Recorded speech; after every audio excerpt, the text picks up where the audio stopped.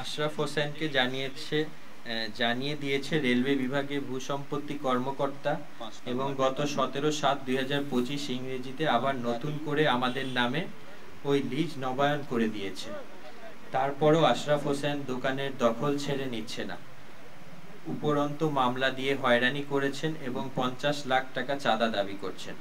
নিষিদ্ধ আওয়ামী লীগের অঙ্গ সংগঠনের স্বেচ্ছাসেবক লীগের সৈয়দপুর পৌর কমিটির সহসভাপতি ও 5 নং ওয়ার্ডের সভাপতি হয়ে রাজনৈতিক পট পরিবর্তনের পরেও সে আগের মতোই দলীয় দাপটে এমন অবৈধ কাজ করে চলেছেন। আর তাকে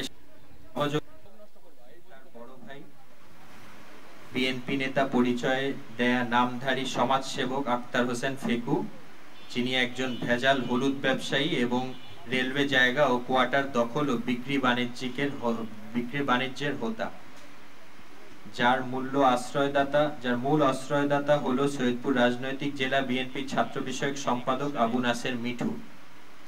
গত 5 আগস্টের পর থেকে এই মিঠুর নেতৃত্বেই পুরো মুন্সিপাড়া এলাকায় রেলওয়ে কোয়ার্টার ক্রয় বিক্রয় সিন্ডিকেট সক্রিয়। গতকাল 8 অক্টোবর বুধবার দুপুরে আমি আমাদের মার্কেটে গেলে আক্তার হোসেন ফেকু ও আশরাফ আমাকে আটক করে অভূষণ আচরণ করে। এ সময় তারা আমি কেন মার্কেটে এসেছি জানতে চায়। তাদের কথার প্রতিবাদ করলে তারা আমাকে অকথ্য ভাষায় গালিগালাজ করে ও প্রাণনাশের হুমকি দিয়ে বলে ভবিষ্যতে যেন আমি এখানে না আসি। আসলে আমাকে মেরে ফেলা হবে, পাশের ড্রেনে লাশ ফেলা হবে। এ সময় ফেকু বিএনপি নেতা আবু নাসের মিঠুকেও খবর দেয়। সে তার হেলমেট বাহিনী নিয়ে এসে আমাকে ঘিরে ফেলে এবং ধাক্কাধাক্কি করে ফেলে। এ সময় এমন পরিস্থিতিতে পাশের সোনার বাংলা স্যানিটারি কর্নারের স্বত্বাধিকারী হামিদুল এগিয়ে আসেন এবং তাদের প্রতিরোধ করেন। এতে ফেকু, আশরাফ ও মিঠুর নেতৃত্বে গুন্ডা বাহিনী হেলমেট বাহিনী হামিদুলের সাথেই ধস্তাধস্তি করে। এ সময় হামিদুল আত্মচিৎকার করলে আশেপাশের লোকজন এগিয়ে আসলে হামলাকারীরা পালিয়ে যায়। পরের বিষয়টা সৈয়দপুর থানা অফিসারের ইনচার্জকে জানিয়েছি।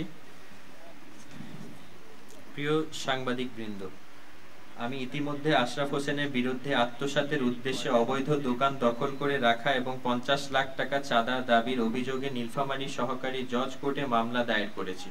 কিন্তু তারপরেও দখলবাজরা এভাবে বেপরোয়া হয়ে আমাদেরকে নিজের মার্কেটেই দিন দুপুরে সন্ত্রাসী কায়দায় আটক ব্যবস্থা করায় আমার চরমভাবে নিরাপত্তাহীনতায় ভুগছি। কারণ এই সন্ত্রাসীরা যে কোনো মুহূর্তে আমার প্রাণনাশ ঘটাতে পারে বলে আশঙ্কা করছি। কেননা আমি বিধবা মানুষ, অসহায় ও একাকী জীবন যাপন করি। সে কারণে প্রশাসনের কাছে জীবনের নিরাপত্তা প্রত্যাশা করছি এবং পাশাপাশি এমন অন্যায় ও আইন বহির্ভূত কর্মকাণ্ডের বিষয়ে অবগত করা এবং জড়িত অপরাধীদের দৃষ্টান্তমূলক বিচার নিশ্চিত করার জন্য সরকারের ঊর্ধ্বতন কর্তৃপক্ষ ও মানবাধিকার সংস্থাগুলোতে হস্তক্ষেপ প্রত্যাশায় এই সাংবাদিক সম্মেলন করছি, যাতে আমাদের হয়রানি ও বিভিন্ন রকম মামলা হইতে মুক্তি মিলে এবং দোকানের কর্তৃত্ব ফিরে পাই।